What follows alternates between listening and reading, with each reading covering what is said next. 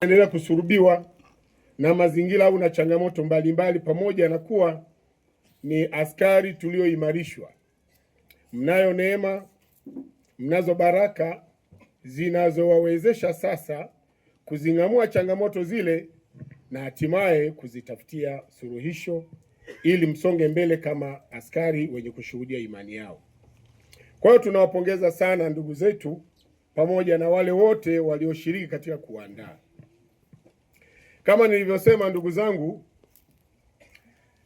siku ya Jumapili ya leo ambayo Baba Magesa anamshukuru Mungu pamoja nasi katika adhimisho la misa katika eneo la parokia ya nyumbani.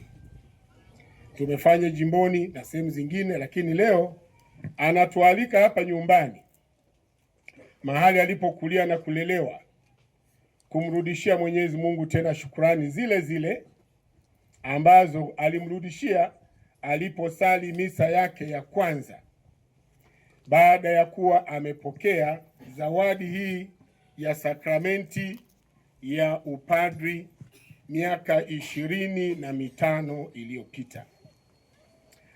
Ametualika tushiriki pamoja naye katika kumshukuru Mungu, akitambua mapungufu na udhaifu wa kibinadamu ambao mtu yeyote yule anaweza kuwa nao, na kwa kweli kila mmoja katika ubinafsi wetu huwezi mtu yeyote kuwa na uwezo wa kumshukuru Mungu ukakamilisha katika ubinafsi wako. Hayupo ambaye anaweza akajikinai na kusema mimi ninaweza nikamshukuru Mungu na katika shukrani hizo zikawa zimetimia, zimekamilika bila kupungukiwa. Ndiyo maana unahitaji watu wengine wakusaidie katika kushukuru. Tunashirikiana pamoja katika misa hii, kushirikiana naye kumshukuru Mungu kwa hatua mbalimbali alizozipita katika miaka 25 ya upadri. Katika mapito yake, hakika amepita katika mapito mbalimbali mengi kabisa yenye kutia moyo.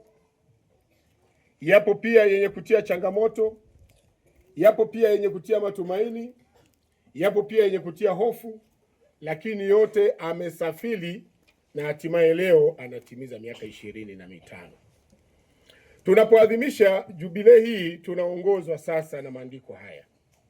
Leo maandiko matakatifu haya, somo la kwanza kutoka kwa mtakatifu kwa nabii Isaya, na somo la pili mtakatifu Paulo kwa Warumi, na injili yetu kutoka katika mtakatifu Mathayo, yote katika ujumla wake tunakutana na mawazo mengi mbalimbali.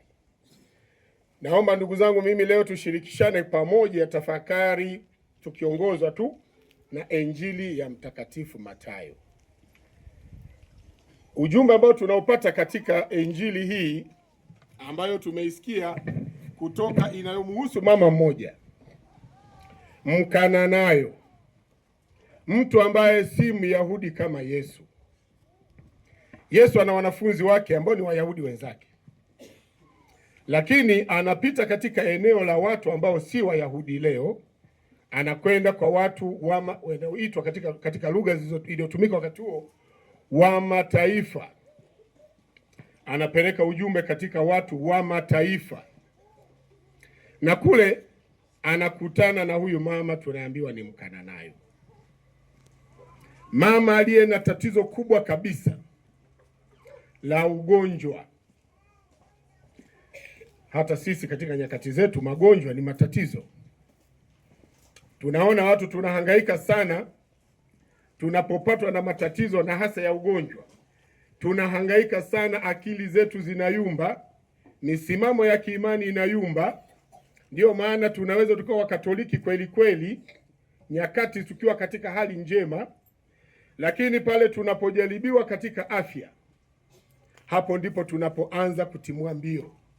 Mara tuko kwa nani, mara tuko kwenye mafuta ya upako, mara tuko kwenye maji ya baraka, sio ya kitu gani huko, mara tuko kwenye mchanga kila tunakimbilia vitu mbalimbali. Sasa tukidhani kwamba huko ndio tunakwenda kukamata suluhisho la changamoto zetu. Mama huyu ana tatizo hilo. Yeye si Myahudi, lakini ameshasikia habari za Yesu. kwamba Yesu yupo na anafanya mambo mengi, lakini watu wa mataifa hawa Wakananayo walikuwa ni maadui na Wayahudi. Kwa hiyo angeweza kusema huyu ni Myahudi hata kama anatenda mema, lakini Myahudi hana nafasi katika maisha yangu.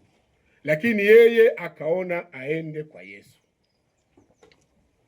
Alipofika kwa Yesu alikuwa na maumivu kama nilivyosema. Ana umivu la kwanza ni kwamba anauguliwa, kuna ugonjwa.